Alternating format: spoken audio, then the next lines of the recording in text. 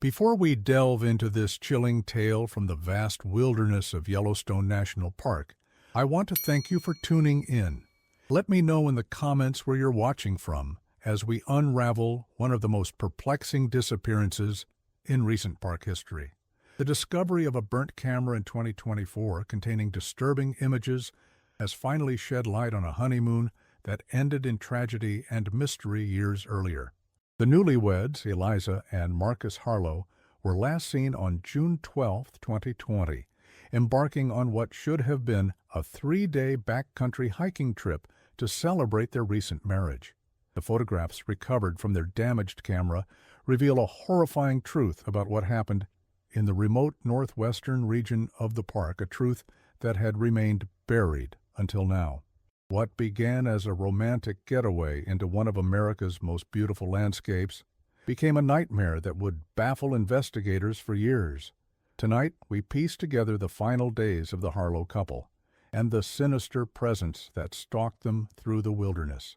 Marcus and Eliza met at the University of Colorado in Boulder, where he studied geology and she pursued environmental science. Their shared passion for the outdoors made them inseparable from their first date, a challenging hike up one of Colorado's famous 14ers. Friends described them as the perfect match, both athletic, adventurous, and deeply in love with nature and each other. Their wedding in early June 2020 was small, an intimate gathering limited by pandemic restrictions, but no less joyful for the constraints. For their honeymoon, they chose Yellowstone, a place neither had visited but both had dreamed of exploring. Marcus, with his geological background, was fascinated by the park's geothermal features, while Eliza wanted to photograph the diverse wildlife and landscapes. They had planned an ambitious itinerary that would take them to some of the less traveled areas of the park, away from the usual tourist spots. Both were experienced hikers who had tackled difficult terrain before, making their subsequent disappearance all the more baffling. The couple arrived at Yellowstone on June 10, 2020, checking into the Old Faithful Inn for their first night. Security footage showed them dining together, planning their route on a map spread across their table, their excitement palpable even through the grainy surveillance video. The following morning, they registered their backcountry permit, listing their intended campsites for the next 3 nights. The park ranger who processed their permit later recalled that they seemed well prepared, carrying appropriate gear and demonstrating knowledge of backcountry protocols. On the morning of June 12th, they parked their rented Subaru at a trailhead near the park's northwest corner, an area known for its isolation and rugged beauty. A photo taken on Marcus's phone and later recovered from cloud storage shows Eliza smiling broadly beside the car, her backpack secured, trekking poles in hand, ready for adventure. This would be the last confirmed sighting of the couple alive. When they failed to return their backcountry permit or check out of their reserved campsites, park rangers initiated a search. The Subaru was found undisturbed at the trailhead, containing some of their luggage and toiletries, items they wouldn't need on a short backcountry excursion. Initial searches along their planned route revealed nothing unusual. No signs of struggle, no abandoned equipment, no distress signals. It was as if they had simply vanished into the vastness of the park. The search for Marcus and Eliza Harlow became one of the most extensive in Yellowstone's history. Rangers, volunteers, search and rescue teams with cadaver dogs, and even helicopters with thermal imaging equipment scoured the area for weeks. Their families appeared on national news programs, pleading for information. The couple's photographs were distributed throughout the park and surrounding communities. A $50,000 reward was offered for information leading to their discovery. Several theories emerged during those early weeks. Some speculated that they had encountered a grizzly bear, though no evidence of an attack was found. Others suggested they might have fallen into one of the park's numerous thermal features, though searches of accessible hot springs and geysers revealed nothing. The most persistent theory was that they had simply become lost and succumbed to the elements, a common enough occurrence in wilderness areas Yet this didn't explain the complete absence of any trace along their planned route. As months passed with no new leads, the intensive search was scaled back. The case remained open, but inactive. Marcus's parents established a foundation in the couple's name, dedicated to improving safety measures for backcountry hikers. Eliza's younger sister maintained a website and social media accounts devoted to the case, refusing to let public interest wane. The anniversary of their disappearance was marked each year with renewed calls for information, but as time passed, hope diminished. The trails they had planned to hike became informally known among park staff as the Harlow Route, a reminder of the mysterious tragedy. Some visitors reported feeling uneasy in the area, describing an inexplicable sense of being watched. Rangers dismissed these accounts as the power of suggestion, the human mind's tendency to find patterns in randomness. The disappearance became part of Yellowstone's darker lore, a cautionary tale about the wilderness's dangers. Then, nearly 4 years after the Harlows vanished, came the discovery that would reignite the investigation and reveal the horrifying truth. On May 3, 2024, a seasonal park worker named Thomas Reyes was clearing winter debris from a rarely used service trail approximately 3 miles from the Harlows' intended route. In a shallow depression partially covered by fallen branches, he spotted something unnatural, a camera, its exterior severely damaged by what appeared to be fire damage. Reyes turned the camera over to park authorities, who were able to extract its memory card. Despite the external damage, the card had survived relatively intact. When investigators reviewed its contents, they found dozens of photographs taken by Marcus and Eliza during their fatal honeymoon trip. The images started innocuously: spectacular landscapes, Eliza posing beside geothermal features, Marcus pointing out interesting rock formations. But as the sequence progressed, the photos became increasingly disturbing. The first unusual image appeared to be unintentional, a blurry figure partially visible at the edge of the frame as Eliza photographed a meadow of wildflowers. Several similar images followed, with the same indistinct figure appearing at increasing proximity to the couple's campsite. Then came a series of photos, clearly taken in haste, their tent slashed open from the outside, their belongings scattered. What appeared to be strange symbols carved into nearby trees. The final photographs were the most chilling. Taken at night, likely with the camera's flash, they showed Marcus and Eliza running through dense forest. The images were disoriented, suggesting they were taken while in motion. The very last photograph showed a crude structure deep in the woods, a structure that did not appear on any park maps and resembled no known ranger station or authorized building. This photographic evidence completely transformed the investigation. It was now clear that the Harlows had not simply become lost or suffered an accident. They had been pursued, terrified, and potentially captured. The burnt condition of the camera suggested an attempt to destroy evidence. Most disturbing of all was the realization that their assailant must have been familiar with the park's terrain, able to intercept the couple despite their deviation from their planned route. Within days of the camera's discovery, the FBI joined the investigation, working alongside National Park Service law enforcement. The location where the camera was found became the center of an intensive new search. Using the photographs as guides, investigators attempted to identify the mysterious structure shown in the final image. Drone surveys of the area revealed nothing matching its description, suggesting it may have been temporary or subsequently destroyed. The strange symbols carved into trees captured in several of the photos became a focus of investigation. They resembled no known trail markings or recognized indigenous patterns. Forensic analysts suggested they may have been but a form of territorial marking or, more disturbingly, part of some ritualistic behavior. Similar markings were discovered on several trees in the area where the camera was found, confirming that the photographs indeed depicted events in that vicinity. As investigators retraced what they now believed to be the Harlow's final movements, They discovered an unmarked path leading away from established trails. Following this path for approximately 2 miles led them to a clearing where they found the first physical evidence of the couple since their disappearance, a woman's hair elastic containing strands of hair that DNA testing would later confirm belonged to Eliza Harlow. The breakthrough came 3 weeks after the camera's discovery. An expanded ground search involving cadaver dogs located human remains buried in a series of shallow graves nearly 5 miles from any marked trail. Dental records confirmed that these were the remains of Marcus and Eliza Harlow.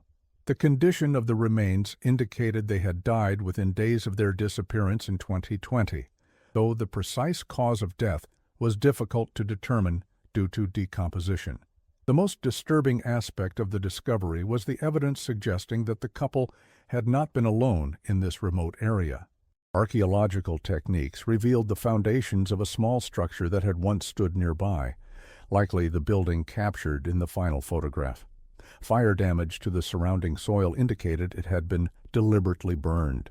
More ominously, investigators found evidence of other, older burials in the vicinity, suggesting the Harlows may not have been the first victims. As the investigation intensified, authorities began reviewing unsolved disappearances in Yellowstone and other national parks across the western United States. A pattern emerged. Over the past decade, at least 7 other individuals or pairs of hikers had vanished in remote areas, their disappearances previously attributed to misadventure or wildlife encounters. In 3 of these cases, the missing persons had been honeymooning or celebrating anniversaries. The focus of the investigation shifted to identifying potential suspects. Park employment records for the past 15 years were scrutinized, with particular attention to seasonal workers and contractors who would have intimate knowledge of Yellowstone's backcountry. One name that appeared repeatedly in the records was that of Richard Keller, a seasonal trail maintenance worker who had worked at Yellowstone and several other national parks between 2012 and 2021. Keller's employment history revealed that he had been working at Yellowstone during the summer of 2020, when the Harlows disappeared. More significantly, he had been assigned to areas near where they had planned to hike. Further investigation revealed troubling details about Keller's background. Before working at national parks, he had been briefly employed at a wedding venue in Colorado, potentially providing him with information about honeymoon plans. He had left that position after allegations of inappropriate behavior toward female guests. Law enforcement located Keller living in a remote cabin in Montana, approximately 100 miles from Yellowstone. Initial surveillance revealed that he lived alone and rarely interacted with neighbors. When investigators obtained a warrant to search his property, they discovered a disturbing collection of items. Hiking equipment that did not appear to be his size, including women's boots, maps of various national parks with remote areas circled, and most damning, a collection of photographs showing various couples hiking in wilderness settings, apparently taken without their knowledge. When confronted with this evidence, Keller attempted to flee but was quickly apprehended. During subsequent interrogation, he initially maintained his innocence, claiming to be a simple outdoorsman with an interest in photography. However, when presented with evidence connecting him to Yellowstone during the Harlows' disappearance, his story began to unravel. The full confession came after investigators showed Keller the recovered photographs from the burnt camera. His demeanor changed dramatically, from defensive to almost proud. He described how he had observed the Harlows at the visitor center when they obtained their permit, learning their planned route. He had then used his knowledge of park trails to intercept them at a remote location, initially just watching and photographing them without their knowledge. According to Keller's confession, what began as voyeuristic stalking escalated when he claimed the couple disrespected the natural environment by carving their initials into a tree at their campsite. This perceived transgression triggered a murderous rage. He described terrorizing them over the course of a night, herding them deeper into the wilderness to an unauthorized shelter he had constructed years earlier. There, he held them captive for nearly 2 days before killing them. Most disturbing was Keller's revelation that the Harlows were not his first victims. He confessed to 5 other murders in various national parks dating back to 2014, all following a similar pattern, targeting couples, particularly newlyweds, whom he perceived as desecrating the wilderness with their presence. He took trophies from each victim, explaining the collection of hiking gear found at his home, and documented their terror with his own photographs, which investigators discovered hidden in a weatherproof container buried on his property. As the case against Keller was built, the families of Marcus and Eliza Harlow finally received the closure they had sought for nearly 4 years. The couple's remains were released for proper burial, and a memorial service was held in their hometown of Boulder, Colorado. The ceremony celebrated their lives and their love of the outdoors, while acknowledging the tragic circumstances of their deaths. Richard Keller was charged with multiple counts of first-degree murder, kidnapping, and various other felonies across several jurisdictions. Given the heinous nature of his crimes and the evidence against him, prosecutors announced they would seek the death penalty. Keller's case attracted national attention, sparking discussions about safety in national parks and the potential for predators to exploit the isolation of wilderness areas. In response to the case, the National Park Service implemented new safety protocols for backcountry hikers, including enhanced tracking of permits and more frequent ranger patrols of remote areas. The Harlow Foundation, established by Marcus's parents, redirected its focus toward funding these safety initiatives and supporting the families of other persons who had disappeared in national parks. 1 year after the discovery of the camera that broke the case, a small gathering was held at Yellowstone's Visitor Center. Park officials unveiled a memorial plaque dedicated to the Harlows and other victims of violence within the park's boundaries. The plaque bears a simple message: the wilderness holds both beauty and danger. May those who seek solace here find peace, and may those lost here never be forgotten. Today, visitors to Yellowstone can request special locator beacons when obtaining backcountry permits, a direct result of the Harlow case. The northwestern section of the park where the couple met their end has been subtly but effectively monitored with discrete wildlife cameras that serve a dual purpose: studying animal movements and ensuring human safety. For the families of Marcus and Eliza Harlow, the resolution of the case brought a complex mixture of relief and renewed grief. Learning the truth was both the worst and the best thing, said Eliza's sister during Keller's trial. The worst because we now know how they suffered, but the best because we can finally stop imagining 1,000 different scenarios and begin to heal. The burnt camera, its contents now secured as evidence, remains a powerful symbol of how tragedy and evil can intrude even in places of natural beauty and serenity. It also stands as a testament to how truth, no matter how painful, eventually finds its way to the light. In the vastness of Yellowstone, where Marcus and Eliza sought to celebrate their love and future together, their story serves as both a warning and a reminder of the preciousness of life and the unpredictability of fate. As for Richard Keller, he awaits trial in federal custody, his predatory activities finally halted.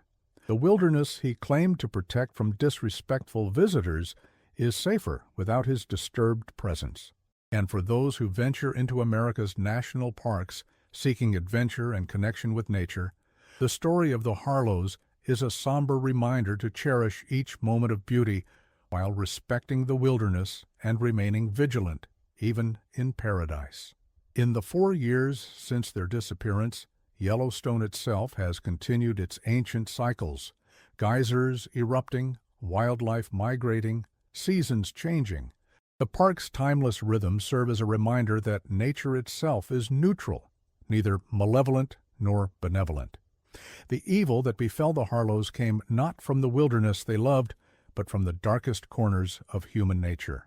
Yet it was also human perseverance, the refusal to let their disappearance remain unsolved, that ultimately brought their story to light and provided a measure of justice for their senseless deaths.